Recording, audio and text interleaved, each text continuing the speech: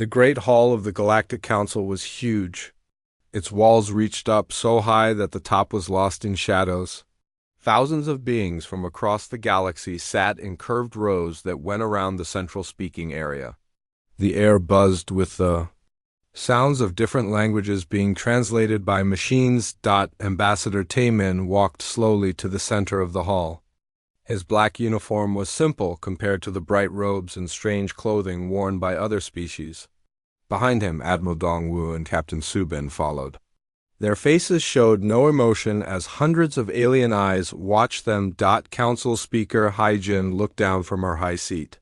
She was from the Centauri Republic, and her blue skin shimmered under the bright lights. Her voice filled the hall when she spoke. "The human delegation has asked to address the council," she said. "We will hear what Earth has to say." Many beings in the hall made sounds that meant they were not interested. Some laughed quietly. Humans were still new to space travel. They had only left their home planet 50 years ago. Most council members saw them as children playing with toys they did not understand. Tae-Min reached the speaking platform. He pressed a button, and his voice was heard clearly throughout the hall. "Honored members of the Galactic Council," he began, "I come before you today to inform you of Earth's decision. We will begin military operations to free 3 star systems that are currently held by hostile forces." The hall became very quiet. Then the silence broke like glass. Speaker Haijin blinked her large eyes. "I'm sorry, Ambassador. There seems to be a problem with the translation system." "Could you repeat that?" "There is no translation error," Taemin said calmly. "The Terran Republic will liberate the Kepler 442, Ross 128, and Proxima systems. These operations will begin in exactly 72 hours. The quiet hall exploded into noise. Beings jumped from their seats. Some made loud sounds that meant they were shocked. Others laughed so hard they could barely breathe. Bor, diplomat from the Altarian Federation, wiped tears from her 4 eyes. Her voice shook with laughter as she spoke. "Oh, humans! You have such wonderful humor. This is the best joke I have heard in decades." More laughter filled the hall. The representative from the Vegan Empire slapped his table with his 6 arms. The crystalline beings from Sirius made musical sounds that meant they found something very funny, but Taemin did not smile. Neither did Admiral Dongwu or Captain Subin. They stood perfectly still, waiting for the laughter to stop. Speaker Haijin raised her hand for silence. When the hall became quiet again, she leaned forward. "Ambassador Taemin," she said gently, like she was talking to a confused child. "Perhaps you do not understand the situation. The systems you mentioned are heavily defended. The Kepler 442 system alone has over 500 battle stations. The Vorthek hegemony has held it for 300 years. A massive shape moved in the section reserved for the Vorthek delegation. The being that stood up was twice as tall as a human. Its thick armor was black as space, and its red eyes glowed in the dim light. When it spoke, its voice sounded like rocks grinding together. The human speaks of war against the hegemony." The creature's mouth opened, showing rows of sharp teeth. "We have crushed entire fleets. Our weapons can break planets. What does Earth have? A few hundred small ships." More laughter echoed through the hall. The Andromedan Council representative, a being that looked like a floating jellyfish, pulsed, with colors that meant it was amused. "The humans still use chemical rockets to leave their planet," it said in a voice like singing. "They have no shields, no energy weapons, no faster-than-light communication. How can they fight anyone?" Admiral Dongwu stepped forward. His voice was quiet but clear. "We have what we need." This made the laughter even louder. A delegate from the Rigel Confederacy, whose body was covered in spikes, pointed at the humans with one of its many arms. "What do you have?" it asked. "Metal ships that move slowly? Weapons that throw pieces of metal? We have seen your technology. It is centuries behind ours." Captain Subin spoke for the first time. Her young face was serious. "You will see soon enough." Speaker Haijin looked worried now. She could see that the humans were not joking, but what they were saying made no sense. Ambassador Taemin, she said carefully, these systems you wish to liberate are not weakly defended. The Kepler 442 system has automated defense networks that can destroy 1,000 ships in minutes. The Ross 128 system is surrounded by minefields that stretch for millions of kilometers. And Proxima is the home system of the hegemony itself. We are aware of the defenses, Taemin replied. We have studied them carefully. Bahram stood up again. Her amusement was gone now, replaced by concern. Young humans, listen to me. One have been a diplomat for 400 years. I have seen many wars. What you are talking about is not possible. Your entire fleet would be destroyed before it could even enter those systems. We do not believe that will happen, Admiral Dongwu said simply. The Vorthek representative made a sound like an angry growl. You dare to threaten the hegemony? We who have conquered 1,000 worlds? We who have never known defeat? We do not threaten, Taemin said. We inform in 72 hours we will begin operations. We thought it was proper to tell the Council first. The hall erupted in chaos again. Some beings shouted angrily. Others continued to laugh, though their laughter sounded more nervous now. A few delegates tried to speak at the same time, creating a wall of noise. Speaker Haijin pounded her gavel, a tool used to make order in meetings. The sound echoed like thunder, and slowly the hall became quiet. This is madness, she said. Humans, you cannot be serious. You would be sending your people to die for nothing. Those systems are beyond your ability to attack. Every system can be taken, Captain Subin said. It is just a matter of method. An old delegate from the Taosi assembly stood up slowly. His species had been part of the council for over 1,000 years. His voice was weak but carried the weight of great age. In all my years, he said, I have never heard such foolishness. Humans, go home, forget this madness. Live in peace on your small world and be grateful that the galaxy allows you to exist. The galaxy does not allow us anything, Admiral Dongwu replied. We exist because we choose to exist. The temperature in the hall seemed to drop. Something in the Admiral's voice made several delegates shift uncomfortably in their seats. Speaker Haijin tried one more time. Ambassador, please, think about what you are saying. Millions of beings live in those systems. If you somehow manage to attack them, the response would be terrible. The hegemony would not just defend themselves. They would come to Earth. They would let them come, Taemin said quietly. The two words hung in the air like a challenge. The hall fell completely silent. Even the constant hum of the translation machine seemed quieter. Bahram sat down slowly. Her face showed confusion and something that might have been fear. Humans, she whispered. What have you become? Taemin looked around the hall, meeting the eyes of beings from dozens of different worlds. We have become what we always were. You simply did not see it before. He turned and walked toward the exit, followed by Admiral Dongwu and Captain Subin. Their footsteps echoed in the silent hall. As they reached the door, Taemin stopped and looked back. 72 hours, he said. Then you will understand. The door closed behind them with a soft sound. The hall remained silent for a long time, as thousands of beings tried to understand what they had just heard. 3 days had passed since the humans made their impossible announcement. Most council members had forgotten about it, thinking it was just strange human behavior. Some had even made jokes about it in private meetings. Speaker Haijin was reviewing trade agreements in her office when her communication device began to flash red. Emergency signals were rare. She pressed the button to answer. Speaker Haijin, came a panicked voice. You need to see the news feeds immediately. Something has happened at Kepler 442. Haijin's blood turned cold. She activated the large screen on her wall. News reports from across the galaxy were showing the same impossible thing. The Kepler 442 system, which had been under Vorthek control for 300 years, was sending out surrender signals. She changed to the military communication channel. The voice of Namsu, the council's military advisor, filled her office. He sounded like he could not believe his own words. Speaker, the impossible has happened. The Kepler 442 defense network is gone. All 500 battle stations have been destroyed or captured. The Vorthak fleet in the system has surrendered.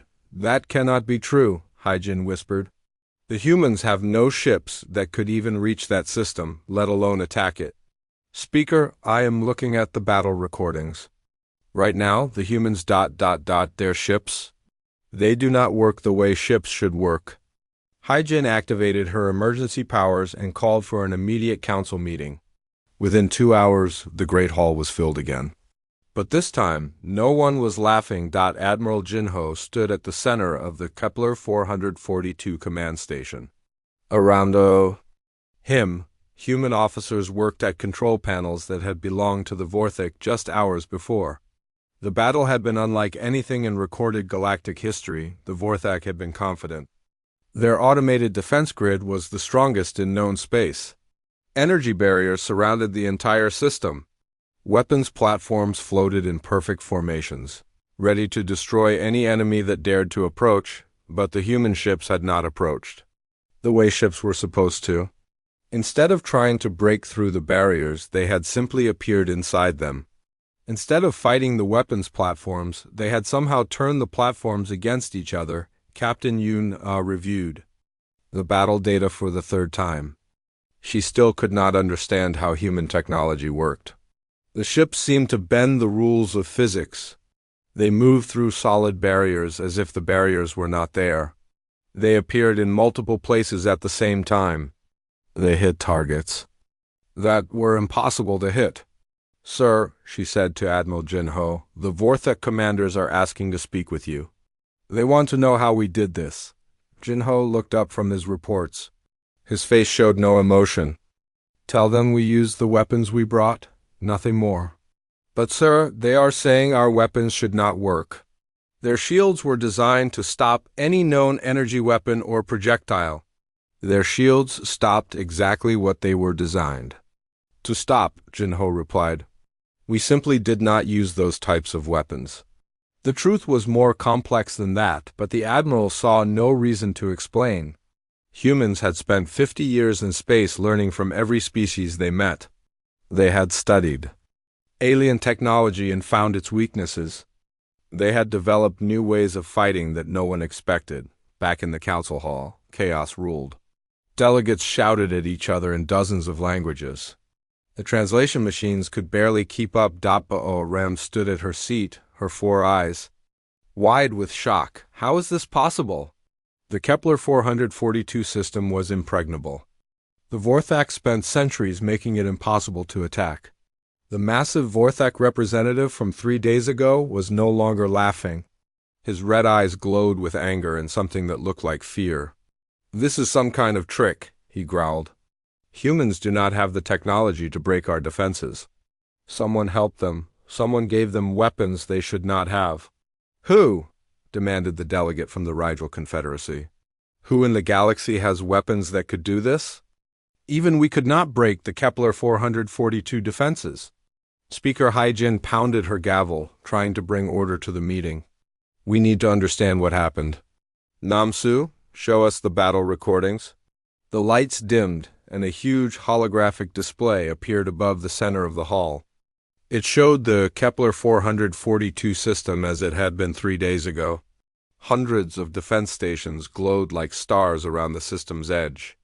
Energy barriers shimmered between them, creating layers of protection that should have been impossible to break. Then the human fleet appeared. Gasps filled the hall. The human ships were smaller than expected, but there were more of them than anyone had thought possible. They moved in perfect formation, approaching the defense grid at a steady speed. Watch carefully, Namsu said. This is where it becomes impossible to explain. The human ships reached the first energy barrier. Instead of slowing down or firing weapons to break through, they simply kept moving. The ships passed through the barrier as if it was not there. Pause the recording, called the delegate from Tau Ceti. Show that part again.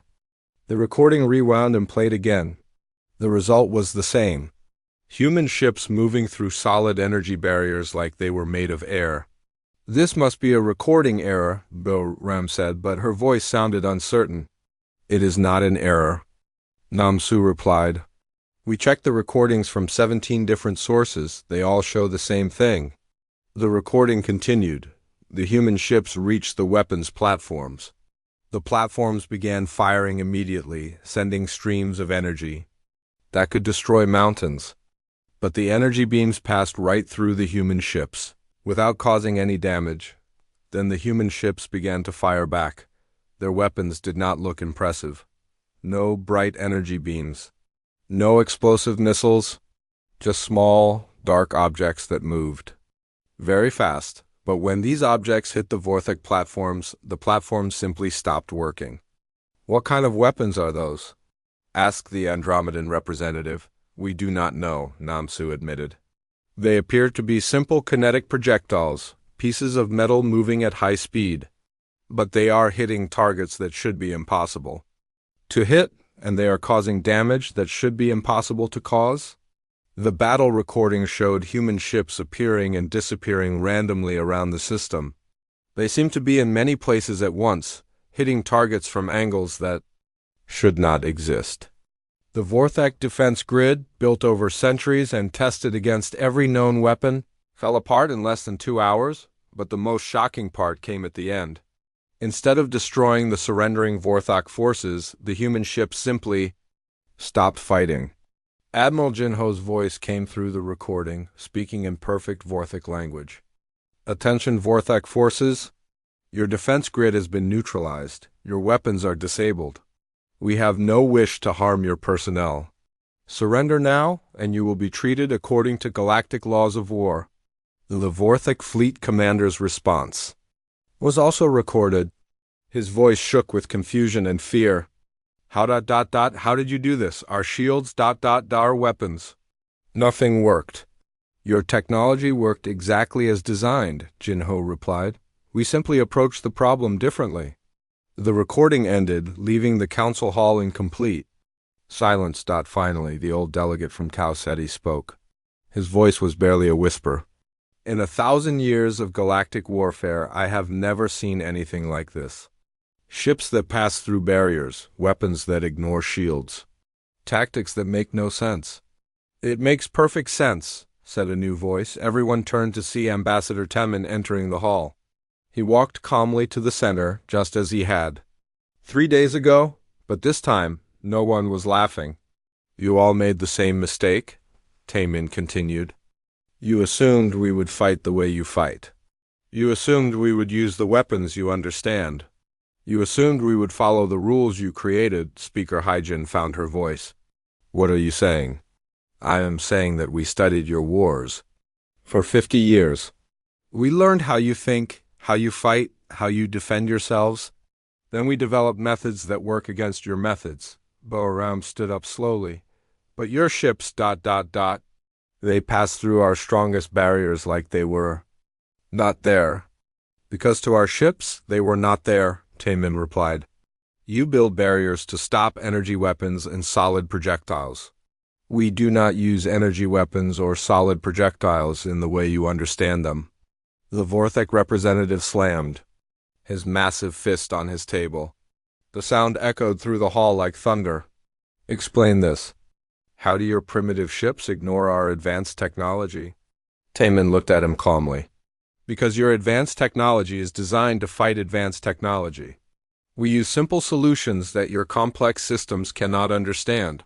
That is impossible, shouted the delegate from Rigel. Simple technology cannot defeat advanced technology. Cannot? Temin asked. Then explain what happened at Kepler 442. The hall fell silent again. The delegates looked at each other, searching for answers that did not exist. Finally, Speaker Hyjin spoke. What do you want, humans? What is the price for ending this before it goes further? Temin smiled for the first time since entering the hall. But it was not a happy smile. We do not want your money or your territory, he said. We want you to understand that the galaxy is about to change. What happened at Kepler 442 was just the beginning. He turned to leave, then stopped and looked. Back, Ross 128 will fall tomorrow. Proxima will fall the day after. then we will see what lessons the galaxy has learned. Admiral Yunhei watched the tactical display from the bridge of her flagship. The Ross 128 system spread out before her fleet like a deadly maze. The hegemony had learned from their defeat at Kepler 442 and changed their defenses instead of energy. Barriers, they had filled space with millions of mines.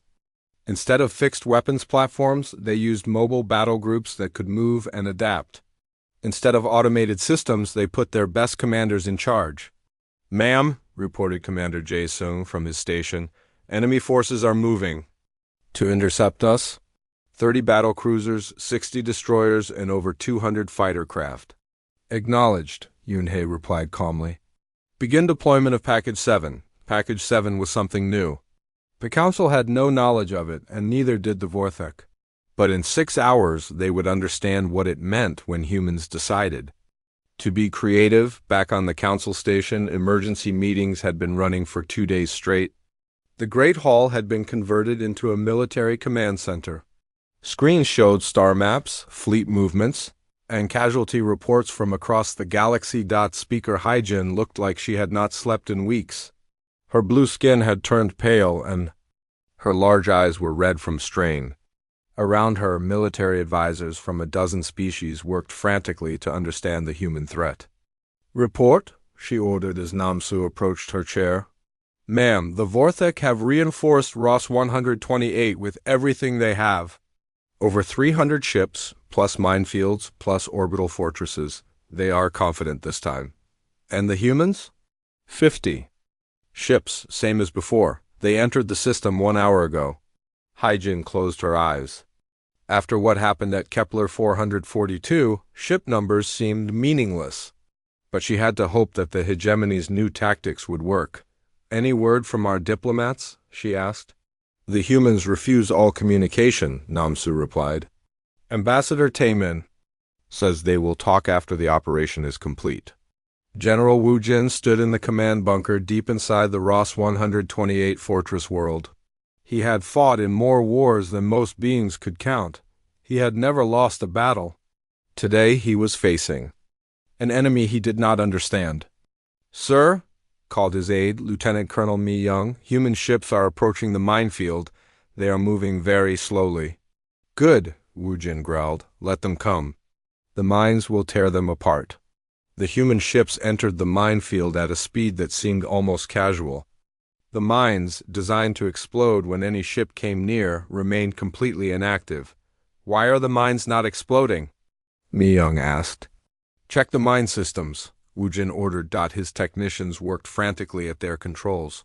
After several minutes, they looked up with confused expressions.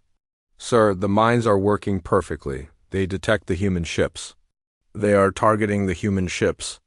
But they will not fire. That is impossible. Override the safety systems. Fire the mines manually." "We are trying, sir." "The mines are not responding to our commands." Wu Jin felt ice in his stomach. "Are you telling me that the humans have taken control of our minefield?" "We do not know, sir. The mines are still connected to our network. They show no signs of being compromised. They simply will not fire at the human ships." On the human flagship, Commander Jae-sung smiled as he watched his screens. Package 7 was working exactly as designed. Instead of destroying enemy weapons, they simply convinced the weapons that human ships were not enemies. "Ma'am," he reported to Admiral Yunhei, "minefield neutralized. All systems show green." "Excellent. Begin Phase 2. The human fleet moved deeper into the system.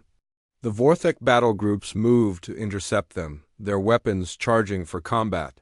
But when they tried to fire, nothing happened. "What is wrong with our weapons?" demanded the Vorthek fleet commander over the communication system. "Why will they not fire?" His weapons officer checked his instruments twice before answering. "Sir, all weapons show ready status. Target locks are confirmed, but the firing systems will not activate. Override them." "I cannot, sir. The weapons think the targets are friendly ships." The Vorthek commander stared at his screens in disbelief. Human ships moved freely through his formations while his own weapons refused to acknowledge them as enemies. All ships, ram the human vessels. If our weapons will not work, we will destroy them with our hulls. But when the Vorthak ships tried to change course toward the humans, their navigation systems stopped responding. Every ship in the fleet found itself unable to turn toward the enemy. Lieutenant Commander Hyunwoo monitored the electronic warfare systems from his station aboard the human flagship. Package 7 was more than just a weapon. It was a complete redefinition of how battles were fought. "Admiral," he reported, "enemy fleet is completely neutralized. They cannot fire, they cannot maneuver, and they cannot call for help. Their communication systems will only work for surrender." Admiral Yunhei nodded. "Signal the enemy commander. Offer him the standard terms." The message went out on all frequencies. "Attention Vorthak forces. Your weapons are disabled. Your ships are immobilized. Surrender now, and you will be treated with honor. Continue to resist, and you will be ignored until you change your minds." In his command bunker, General Wu Jin watched his fleet become helpless in real time. Ships that had never known defeat now floated in space like metal statues. "How are they doing this?"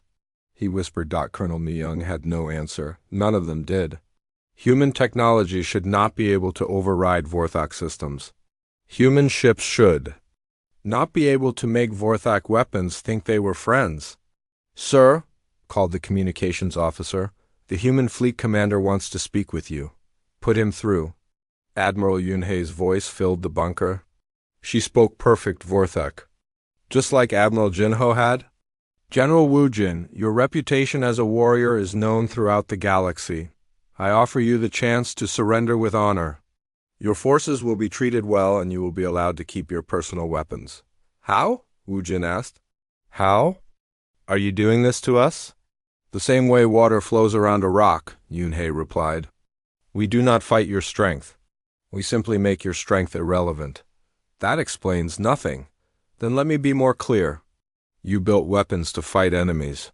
We convinced your weapons that we are not enemies. You trained your systems to recognize threats. We taught your systems to ignore us. You prepared for war. We came in peace, and your systems believed us." The silence in the bunker stretched for long minutes. Finally, Wu Jin spoke again. "You are saying that you made our own technology work for you instead of against you." "Exactly. But how?" "Our security systems are the best in the galaxy. Our encryption cannot be broken. Our networks cannot be infiltrated." "General, you are correct. We did not break your encryption. We did not infiltrate your networks. We simply spoke to your systems in languages they understood and told them things they wanted to hear." Wu Jin sat down heavily in his chair. In 50 years of warfare, he had never felt so completely defeated. "What do you want?" he asked. "We want you to surrender. We want your forces to lay down their arms. We want this system to become a free zone where all species can live in peace. And if we refuse, then you will sit in your bunker while we free every slave world in this system. You will watch while we redistribute the resources you have hoarded. You will remain prisoners of your own weapons until you decide to join the new galaxy we are building." The communication ended, leaving Wu Jin alone with his thoughts. Around him, his officers waited for orders that would never come. Back in the council hall, the impossible had happened again. Ross 128, the most heavily defended system in Vorthak space, had fallen without a single shot being fired. The human fleet had simply arrived, neutralized all opposition, and taken control. But this time something was different. The humans were not just defeating enemy forces. They were freeing entire populations. "Ma'am," Namsu reported to Speaker Haijin, "we are receiving thousands of messages from the Ross 128 system. Slave colonies are declaring their freedom. Occupied worlds are forming new governments. The humans are distributing food and medical supplies. They are conquering the system," Haijin said weakly. "No, ma'am, they are liberating it. There is a difference." Reports continued to flow in throughout the day. Human ships were not looting conquered worlds. Instead, they were building hospitals and schools. They were not enslaving defeated populations. Instead, They were teaching them to govern themselves. Ambassador Taman entered the hall as the sun set on another impossible day. This time he was not alone. Behind him walked representatives from dozens of species that had been freed from Vorthak control. "Honored Council," he said, "I bring greetings from the liberated worlds of Ross 128. They wish to thank you for your years of inaction which taught them the value of freedom." The sarcasm in his voice was unmistakable. Several council members shifted uncomfortably in their seats. Ram stood up slowly. "Human, what have you done? You have destroyed the balance of power that kept peace in this galaxy." "Peace?" Tamin asked. "You call slavery and oppression peace? You call the systematic exploitation of entire species peace? If that is peace, then we choose war.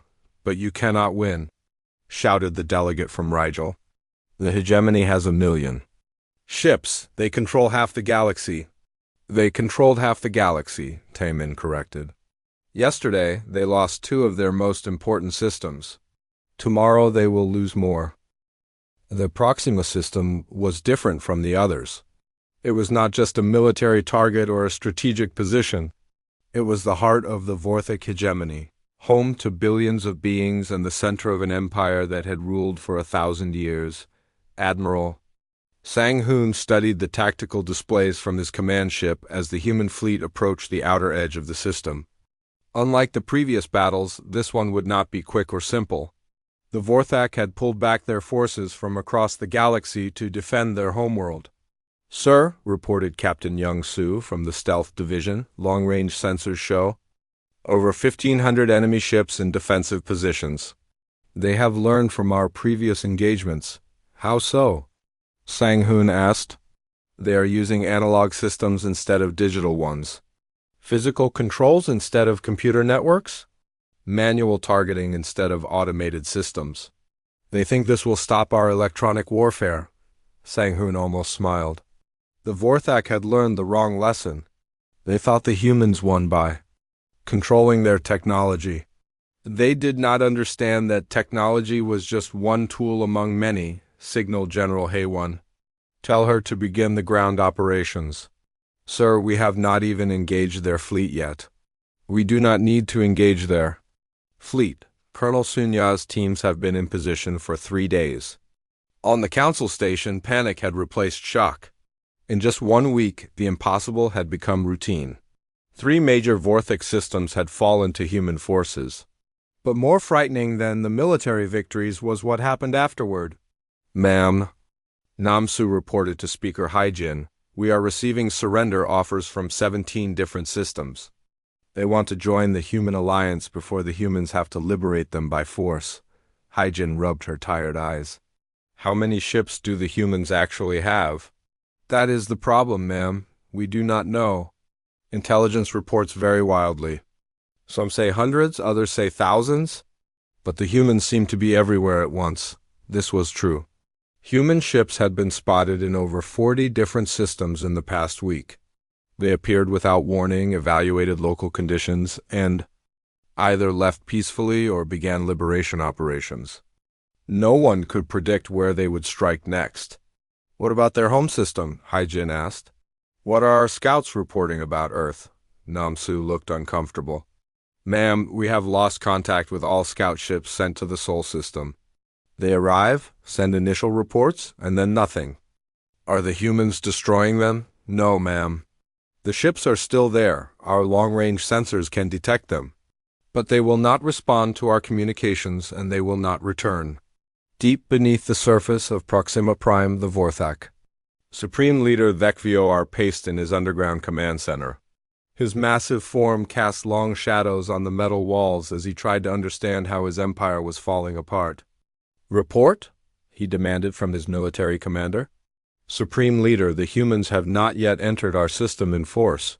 But we are detecting small infiltration units on 17 different worlds. Our security forces cannot find them." "What do you mean, cannot find them?"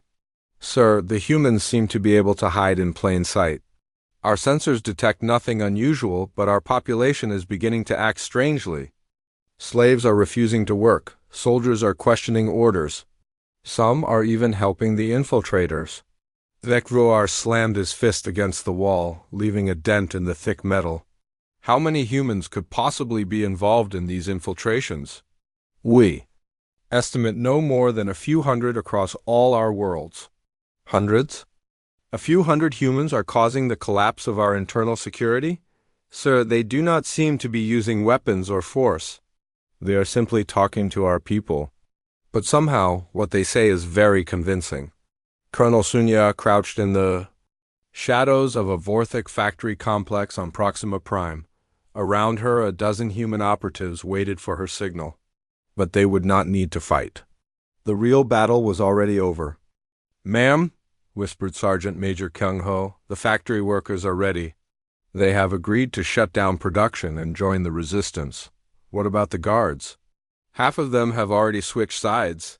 The other half are confused and demoralized. They will not fight." Sunya nodded. This was how humans really won battles. Not by destroying enemies, but by convincing them to stop being enemies. Not by breaking things, but by fixing the reasons people fought in the first place. Signal Admiral Sang-hoon, tell him Proxima Prime is ready for liberation. The message traveled instantly to the human fleet, which had been waiting at the edge of the system for 3 days. Admiral Sang-hoon received the report and gave new orders. All ships moved to liberation positions. Remember, our goal is not conquest. Our goal is freedom. The human fleet moved into the Proxima system like a tide of inevitability. The Vorthak defenders, arranged in perfect battle formations, prepared to fight the greatest battle in their history, but the battle never came. Instead of attacking the Vorthak fleet, the human ships simply flew around them. Instead of engaging the defensive positions, they ignored them completely. Instead of fighting for control of space, they headed directly for the planets below. "Why are they not attacking us?" demanded the Vorthak fleet commander over the communication system. "Because they do not need to attack you," replied Admiral Sang-hoon on an open channel that every ship in the system could hear. "Your own people have already chosen freedom over slavery. Your empire is dissolving from within." As if to prove his point, reports began flooding in from across the system. On world after world, slave populations were rising up, but they were not fighting with weapons. They were simply refusing to work, refusing to obey, refusing to accept their chains any longer. On the council station, the news was devastating. The Proxima system, heart of the greatest military power in the galaxy, was falling without a battle. But worse than that, the collapse was spreading. "Ma'am," Namsu reported, his voice shaking, "we are receiving messages from across Vorthic space. Their empire is collapsing. Entire systems are declaring independence. Their military is deserting. Their economy has stopped functioning." Speaker Haijin stared at the tactical displays that showed the dissolution of a 1,000-year empire in real time. How is this possible? How can a few hundred human ships destroy an empire of millions? They are not destroying it, ma'am. They are liberating it. The difference was becoming clear. The humans had not come to conquer territory or steal resources. They had come to free people. And freed people, it turned out, did not want to support empires built on their suffering. Ambassador Taemin entered the council hall for the 4th time in 2 weeks. This time, he was followed by hundreds of beings from dozens of different species. Former slaves, liberated worlds, and freed colonies all walking together. "Honored Council," he said, his voice carrying clearly through the silent hall, "I bring you greetings from the free peoples of what was once the Vorthak hegemony. They have asked me to inform you that they no longer recognize the authority of any empire or council that permits slavery." The silence was absolute. Every being in the hall understood what they were hearing. The entire power structure of the galaxy was being rewritten. Beoram stood up slowly. Her voice was barely a whisper. "Human, what have you done?" "We have done what you should have done centuries ago," Temin replied. "We have ended slavery in this part of the galaxy." "But the consequences?" Beoram began. "The consequences are freedom, prosperity, and peace," Temin interrupted. The consequences are that billions of beings will wake up tomorrow as free citizens instead of slaves. If you find those consequences troubling, perhaps you should examine your own values. The delegate from the Rigel Confederacy jumped to his feet. You have destroyed everything. The trade routes, the power balance, the very foundations of our civilization. Your civilization was built on the suffering of others, Taemin said calmly. If destroying that foundation destroys your civilization, then your civilization deserved to be destroyed. Speaker Hyjin found her voice. What do you want from us, humans? What are your demands? We demand nothing, Taemin replied. We offer everything. Join us in building a galaxy where every being is free. Help us create trade routes based on cooperation instead of exploitation. Assist us in establishing laws that protect the weak instead of empowering the strong. And if we refuse, then you will be left behind as the galaxy moves forward without you, the hall erupted in angry voices. Some delegates shouted about the impossibility of governing a galaxy without slavery. Others argued about economic collapse and military chaos. A few demanded to know how the humans expected to maintain order without the threat of force. Tae-min waited for the noise to die down before speaking again.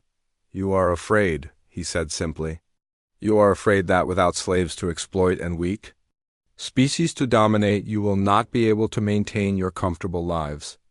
You are afraid that in a galaxy of equals, you will not be special anymore. The truth of his words cut through the hall like a blade. Many delegates looked away, unable to meet his eyes. Let me tell you what we have learned in the past 2 weeks. Tae-min continued. Free people work harder than slaves. Equal partners trade more honestly than exploited colonies. Citizens defend their homes more bravely than conquered populations defend their masters. He gestured to the beings who had come with him. These people were slaves a week ago. Today. 1 year had passed since the humans first announced their intentions to the Galactic Council. The galaxy was unrecognizable. Speaker Hyjin stood at the observation deck of the rebuilt council station, looking out at a view that would have been impossible a year ago. Ships from hundreds of different worlds moved freely through space. Former enemies worked together on massive construction projects. Species that had been slaves for centuries now sent their own ambassadors to galactic meetings. The old council chamber had been expanded and redesigned. Instead of elevated seats that showed the hierarchy of power, all delegates sat at the same level in a great circle. At the center, where once only speakers from major empires could stand, any being could request time to address the assembly. Admiral Min-Su reviewed the daily reports from his office aboard the peacekeeping fleet command ship. His forces now included vessels from over 60 different worlds, all working together to maintain the new order. Sir, reported Commander Hyrim, we have successfully mediated the trade dispute between the Centauri colonies and the Rigel merchants. Both sides have agreed to the new fair trade protocols. Casualties? Min-Su asked. None, sir. Both sides were willing to negotiate once they understood the alternatives. This was the new reality. Conflicts that once would have led to wars now ended in negotiations. Species that once conquered their neighbors now competed to see who could provide the most aid to developing worlds. But the change had not been easy for everyone. Director Tae-young walked through the corridors of the Cultural Exchange Center on what had once been the Vorthek capital world. The massive facility buzzed with activity as beings from across the galaxy learned to work together. Ma'am, called his assistant, a young Vorthak named Kethno, who had been a slave just months before. The Andromedan delegation is having difficulty with the new protocols. They say their people are not used to asking permission before expanding into new systems. Schedule them for a session with the Ethics Committee, Tae-young replied, and make sure they understand that expansion through conquest is no longer acceptable under any circumstances. The Ethics Committee was one of the humans' most effective innovations. Instead of punishing species for past behavior, it helped them understand why their actions had caused harm, and how to build better relationships with their neighbors. General Q-Min stood in the integrated command center that coordinated military forces across the former Vorthak territory. Around him, officers from dozens of different species work side by side, sharing information and resources that once would have been military secrets. "General," reported Colonel Sajin, "the Tau Ceti Defense Force has requested assistance with their new officer training program. They want to learn human methods of crowd control that do not involve casualties." "Approved," Cumin said immediately. "Send them our best instructors, and offer to cross-train their officers with our forces." This was perhaps the most remarkable change. Military forces that once existed to conquer and intimidate now focused on protection and peacekeeping. Wars between species had become almost impossible when their military officers trained together and shared the same values. Captain Ju, his diplomatic corps had grown from a small human organization to a galaxy-wide network of mediators and negotiators. Her teams were constantly in motion, preventing conflicts before they could start and helping species resolve disputes through dialogue instead of violence. "Ma'am," her aide reported during their weekly briefing, "we have successfully established trade agreements between former enemy species in 47 different systems. Economic cooperation has increased by over 300% in the liberated territories." "Any problems?" Juhi asked. "Some of the older species are having trouble adjusting to the idea that trade should benefit both parties equally. They are used to exploiting weaker partners. Continue the education programs. Most beings learn quickly when they see the benefits of fair dealing." It was true. The new economic system, based on mutual benefit rather than exploitation, had created unprecedented prosperity in the regions under human influence. Worlds that had been stripped of resources were now rebuilding. Species that had been forced into poverty were now developing their own technologies and industries. Admiral One Ho commanded the disaster response fleets that had become one of the most popular aspects of the new order. When natural disasters struck anywhere in the galaxy, human-led relief forces responded immediately, asking nothing in return. "Sir," reported his operations officer, "the Sirius colony has been hit by massive solar flares. Their infrastructure is down and they have requested emergency assistance." "Deploy Relief Fleet 7 immediately," One Ho ordered. "Full medical teams, engineering crews, and emergency supplies, and contact their government. Offer to help them build better protection against future solar events." This kind of response had transformed how species viewed both humans and each other. Instead of seeing disasters as opportunities to gain advantage over weakened neighbors, most worlds now competed to see who could provide the most effective aid. But perhaps the most profound change was happening in the council chambers themselves. Ambassador Taemin, now older and bearing the weight of a year of constant negotiations, addressed a full assembly of galactic representatives. The chamber was packed with beings from worlds that had been liberated, species that had chosen to join the new alliance, and even former enemies who were learning to participate in the cooperative system. "Friends," he began, using a word that would have been meaningless in the old council, "we gather today to address the question that many of you have asked. What happens next?"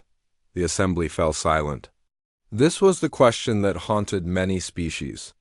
The humans had destroyed the old order and built something new in its place. But would this new system last?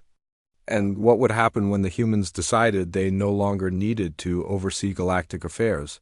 "Some of you worry that we will abandon you," Taemin continued. "Others worry that we will never leave. Both concerns are understandable, but both are based on the old way of thinking about power and control." He gestured to the mixed crews visible through the chamber's windows. Beings from dozens of species working together on construction projects. "Look around you. This new galaxy was not built by human force. It was built by the free choice of billions of beings who decided they preferred cooperation to conflict, prosperity to poverty, freedom to slavery." A delegate from one of the newly liberated worlds stood up. She was a small, insect-like being, whose species had been enslaved for so long that most of the galaxy had forgotten they were intelligent. Ambassador Taman, she said, in a voice that still carried wonder at being allowed to speak freely. My people have a question. Will humans always be our protectors? And if not, how will we protect ourselves from those who might try to enslave us again? It was a fair question, and one that many beings had been afraid to ask. Your protection does not come from us, Taman replied gently. Your protection comes from the alliances you have built, the prosperity you have created, and the strength you have gained through freedom. We merely helped you remember what you were capable of achieving. He walked to the center of the chamber where the old hierarchy once stood. In the old system, the strong dominated the weak, and the weak lived in fear. In our system, the strong help the weak become strong, and everyone benefits from the result. General Inho stepped forward from the human delegation. We are already beginning to transfer command responsibilities to local forces in many systems. Our goal was never to rule you. Our goal was to help you learn to rule yourselves. This caused a stir throughout the assembly. Many delegates had assumed the humans would maintain direct control indefinitely. But what if we fail? Asked another delegate, this one from a species that had been part of the old council. What if conflicts arise that we cannot resolve? What if the old ways return? Admiral Yoon, who commanded the exploration fleets that were mapping new regions of space, answered this concern. Failure is always possible, she said honestly, but it is less likely when beings work together than when they work alone. And if problems do arise, we will be available to help, not as rulers but as allies. Luo Ram, the old diplomat who had laughed at the humans' original announcement, stood up slowly. Her 4 eyes were bright with something that looked like tears. Humans, she said, her voice carrying across the silent chamber, I owe you an apology. When you first told us you would liberate enslaved systems, I thought you were naive children playing with concepts you did not understand. She paused, looking around at the mixed assembly of species that would have been impossible under the old system. I was wrong. You understood something that the rest of us had forgotten. You understood that civilization is not about who can dominate whom. It is about how we can help each other become better than we were. The chamber erupted in agreement. Beings from across the galaxy rose to their feet, not in the formal respect required by the old protocols, but in genuine appreciation for what had been accomplished. But Taman raised his hand for silence. There was something more he needed. To say, friends, there is one more thing you must understand. The changes we have made here are not the end of our work. They are the beginning. 10 years had passed since Ambassador Taman first walked into the Galactic Council chamber and announced humanity's intention to liberate enslaved systems. The old man now stood in a garden on Earth, watching his grandchildren play among flowers. That had been grown from seeds collected across the galaxy. The Earth itself had changed. What had once been a small, isolated world on the edge of known space had become the informal capital of a transformed galaxy, not because humans demanded it, but because billions of beings chose to send their representatives there to learn how freedom worked. Grandfather, called his granddaughter as she ran up to him with a bouquet of alien flowers. Teacher Yuki says you were there when the galaxy changed. Is that true? Taman smiled and knelt down to her level. The galaxy changed itself, little one. We just helped it remember how. Across the galaxy, the transformation continued. On the rebuilt council station, now called the Assembly of Free Worlds, Speaker Hyjin conducted her final session before retirement. The chamber had expanded again to accommodate representatives from over 3,000 different worlds and species. Before we adjourn, she announced, I want to share some statistics that would have been impossible to imagine when I first took this position. The holographic displays showed numbers that still amazed those who remembered the old galaxy. In the past decade, we have seen the complete elimination of slavery in 47 sectors. Over 2 billion beings have been liberated from bondage. Interspecies conflicts have decreased by 96%. Economic prosperity has increased by an average of 400% across all member worlds. The assembly listened in respectful silence. These were not just numbers. They represented the liberation of entire civilizations, the healing of ancient wounds, and the birth of hope where once there had been only despair. But perhaps most importantly, Hyjin continued, we have learned that cooperation is more powerful than domination, that freedom is more productive than slavery, and that helping others become strong makes everyone stronger. Admiral De Yun commanded the memorial fleets that traveled throughout known space, honoring those who had died under the old system and celebrating those who had lived to see freedom.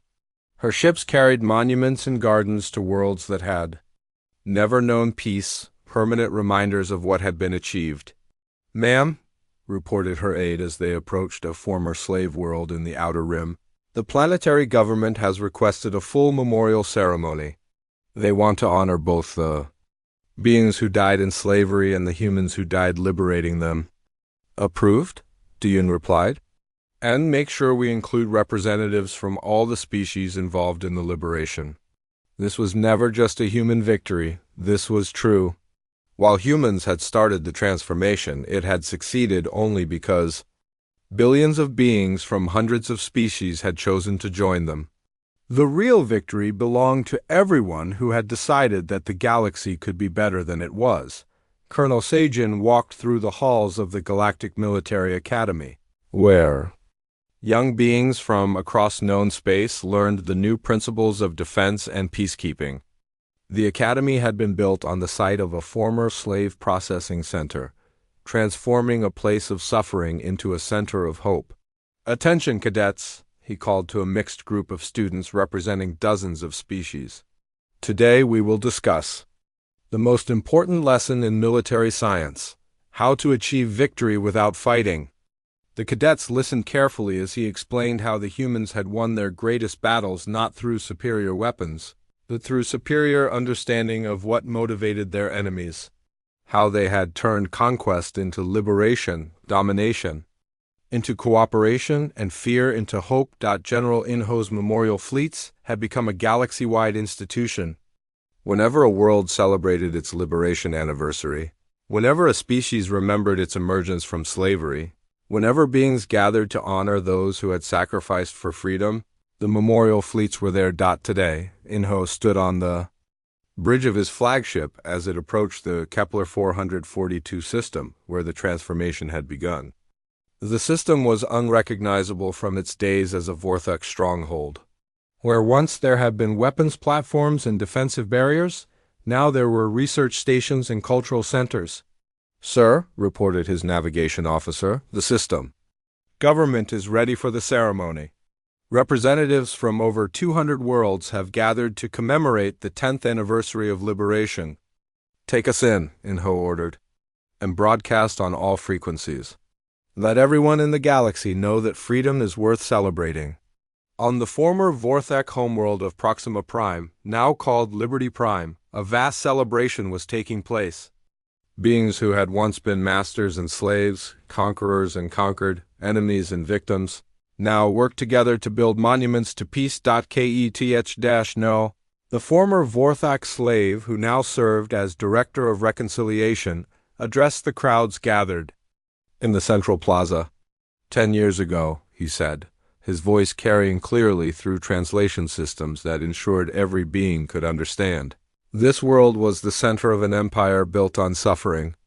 Today, it is the center of an alliance built on hope. The crowd cheered, a sound that included the voices of hundreds of different species. But the most remarkable thing was not the diversity of the crowd. It was the presence of former Vorthok warriors standing alongside the beings they had once enslaved, working together to build something better than either could have achieved alone. Ba-O-Ram, now ancient even by her species' standards, sat in a place of honor at the ceremony. She had lived long enough to see her galaxy transform beyond recognition, and she had spent her final years helping other species understand how the change had been possible. "The humans," she said to the young beings who had gathered to hear. Her memories of the old days were not special because they were stronger than everyone else. They were special because they believed everyone else could be stronger than they were. It was a lesson that had spread throughout the galaxy. The humans had not conquered anyone. They had simply shown everyone what they were capable of conquering themselves. Back on Earth, in the quiet garden, where it had all begun to end, Ambassador Temin received a communication from the furthest reaches of explored space. A species that had never before made contact with the galactic community was requesting help in liberating their worlds from an oppressive empire. "Grandfather," his granddaughter asked as she watched him read the message, "will you have to go fight the bad people again?" Taemin looked down at her innocent face and thought about how to explain something that had taken him a lifetime to understand. "There are no bad people," he said gently. "There are only people who have forgotten how to be good. And sometimes we have to help them remember." The message was one of thousands that arrived every day from across the galaxy. Species that had heard about the transformation wanted to know how they could achieve the same thing. Worlds that were struggling under oppression wanted to know how they could break free. Civilizations that had been isolated for centuries wanted to know how they could join the community of free beings. The answer was always the same. Freedom could not be given, it had to be chosen. But once chosen, it had to be defended. And that defense was everyone's responsibility. Admiral Sunhai commanded the fleets that patrolled the border regions where the transformed galaxy met the unchanged one. Her forces included ships from hundreds of worlds, all working together to ensure that freedom, once gained, would never be lost again.